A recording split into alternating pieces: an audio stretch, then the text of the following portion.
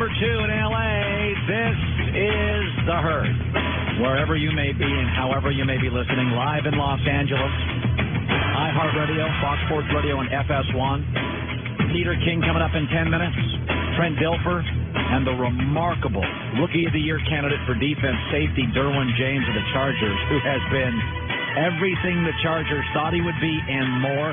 By the way, we had a breaking story today. The Vikings fired their offensive coordinator, John DeFilippo. He was with Carson Wentz, Super Bowl winning Eagles last year. They fired him. Minnesota had to fire somebody after that egg they laid last night. So they fired John DeFilippo. Philadelphia, go hire him. Okay, Josh McDaniels of the Patriots went to the Broncos and got fired. And what did New England do? Got on the phone, brought him right back. Go get John DeFilippo. Carson Wentz is an all-time talent. Okay, he's an all-time talent. He's lost offensive linemen this year, running backs. There's injuries to wide receiver. Go get Carson Wentz, his guy. You're not going to get Frank Reich back. Go get DeFilippo. Just make room for him. Okay, Minnesota's got to pay him. You don't even have to pay him. You can give him a couple coupons to a local Sizzler. You get him. But go get that guy. Because let me tell you something. Colts wasted a lot of years not getting the right people to coach Andrew Luck. Now they got the right people coaching him. What do you know? Carson Wentz is Andrew Luck. This is a 10-year gold bar.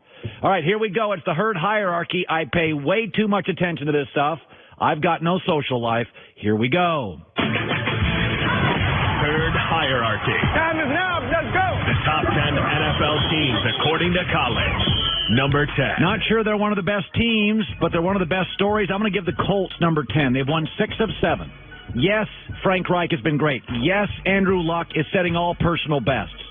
But what is the most remarkable thing about this story is, since week 7, they're the best defense in the league, which I don't even know how it's possible. They have Darius Leonard and one corner I like. This team is so cohesive defensively and plays so hard. And I think this is one of the great stories in the league. Eric Ebron was a bust, I thought. No longer. He and Travis Kelce are tearing the league up. Andrew Luck's on fire. You talk about a culture that's changed in the last several months. They are all headed in the same direction. One of the first teams I turn on every Sunday is the Colts. I got them at 10. Number 9. Ravens, again. What's their identity? It's very important for teams to have an identity. They were swimming around until Lamar Jackson took over, and then they said, you know what? We're going to play good defense. We got the players, and we're going to run the football. And since week 11, they lead the league in rushing. Okay, they had all the same players. Lamar Jackson has some limitations. He doesn't know, he's not Flacco. Hadn't been in this league for a decade. But they figured out we play defense.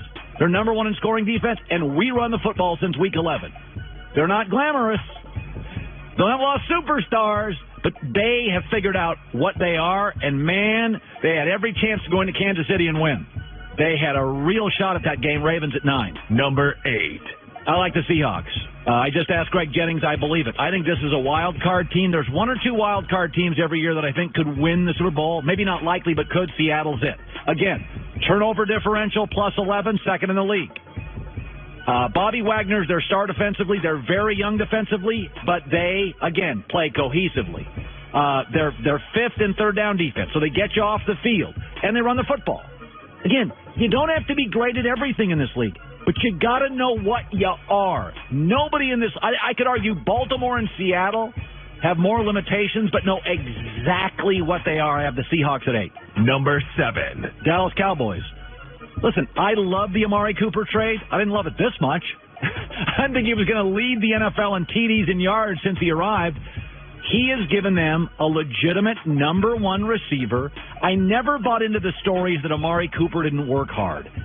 I made one call to a college football coach who had Amari Cooper. I said, how's his work ethic? He's like, fantastic. Why? I said, because there are stories out there Amari Cooper doesn't work hard. He's like, you got to be kidding me. He was the hardest worker we had in the team. High football IQ. He has elevated Dak. Their front seven's fantastic. They run the football. I do think their passing game has a lower ceiling. So what? So does Chicago. I like them. Cowboys at 7. Number 6. New England Patriots. Listen, Sunday was a mess. It's Miami. They don't play well in Miami. And they have not been a great road team. Here's what I would say about New England. Do they have the best coach? Yeah. Do they have the best pre-snap quarterback? Yeah. Are they situationally usually great? Yeah. And they will play a home playoff game. Now, this team, the margins are shrinking. They're 2-4 this year when they don't rush for 100 yards. They really need Burkhead, James White, and Sony Michel to be healthy. They're not beating the Kansas City Chiefs or Chargers if they're dinged up in the backfield. Again, like Dallas, nobody wants to admit this, but there's kind of a certain way New England has to win now. Running backs are healthy. Little home field would help. I got them at 6. Number 5. I've been cool on the Rams for over a month. Jared Goff, multiple turnovers in 3 straight games. I think they miss wide receiver Cooper Kupp. I think their defense too often freelances with Marcus Peters sometimes doing his own thing. Same with Ndamukong Suh. That was the first game without an offensive touchdown since Sean McVay took over. Now, I still like the Rams. I have them at 5. I think NFL coaching is really good, and people can catch up the tricks. I think some of the things they do without Cooper Kupp, they can't do at the same level, and people, they're not great when they get out of their 72-degree palm tree comfort zone. You put them in New Orleans with noise. You put them in Chicago with cold. Not the same offense. Rams at 5. Number 4. Put the Bears ahead of them because they beat them, and not just beat them, they physically pushed them around. Listen, they're the only team in the NFL, top 5 in scoring defense, total defense, takeaways. They're first, by the way, in that. Again, I'm not a Mitch Trubisky fan.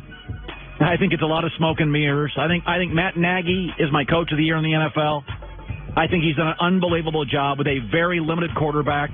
But I will say this. Again, they know what they are. What's funny about this list, 5 of the teams on my list are considered high offensive octane teams. 5 play defense. Chicago's a defensive story. I have the Bears at 4. Number 3. Chargers. They've won 9 of their last 10. Again, you think of this team as an offensive juggernaut, and they are loaded at receiver and incredibly deep at running back. But with Joey Bosa back and Derwin James at safety and Ingram, this is a real defense. And they have allowed, since week 5, 16 points a game. That's first in the NFL. So don't fall in love with Phillip Rivers having a career year. They can go over the top and beat you, but they get you off the field, and they are one of the few teams in the NFL. They'll just bring 4 guys, no blitzes. They don't blitz much, and they get a tremendous pass rush with 4 guys and no blitzing. That is a huge edge in the NFL. Number 2. Saints, I'm taking them out of the number 1 chair. I still love them. I still think they'll probably end up in the Super Bowl. Is it arm fatigue? Drew has not played well last couple of weeks. It's very possible. Got a little arm fatigue. These are long seasons. You can have emotional fatigue. Teams, there's different arcs. Rams and Saints felt like about 4 weeks ago they peaked. And they're not quite the same, but their defense, let's not kid yourself. They play real defense here. This is a team that's very, very hard to run on. And if you play great run defense and you have to play Dallas, that's going to be a huge edge. If you have to play the Rams again, it's going to be a huge edge. Saints at 2. Number 1. I haven't put the Chiefs at number 1, I don't think, this season. But I thought the Baltimore win impressed me because coming up, you have the Chargers. And there wasn't a single Kansas City player, and this is a young roster, that wasn't looking at that Thursday night game and thinking, here come the Chargers. And they beat a Baltimore team, a good team. Go ask Pittsburgh, because Pittsburgh's got New England next. How did Pittsburgh look against Oakland in the sandwich game? They looked like crud. This was a very easy game to lose. They've scored 25 points in every game. Mahomes is going to win the MVP. They are a great story. He can be a little erratic. He can make some throws that I wince at. But he's got a lot of Carson Wentz in him. That Patrick Mahomes and Carson Wentz do stuff you just can't teach. Like no-look passes. Like you just can't teach a lot of what Patrick Mahomes does. And I think Andy Reid's got a real shot to win his first Super Bowl. All right, Peter King, Trent Dilfer, and before you rip the NFL officials, I'll defend them a little. That's coming up. In sports, a big trade can make or break a season. Take the Dallas Cowboys. The Amari Cooper move got a lot of heat, but it's turned the fortunes of Dallas around.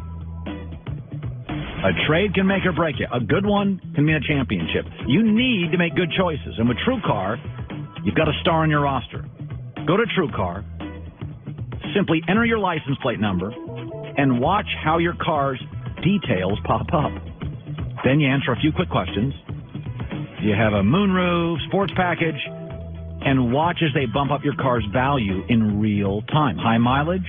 You already knew it was going to cost you, but now you know exactly how much a ding here, a mileage there is going to cost you. Once you're finished, you get a true cash offer sent in minutes.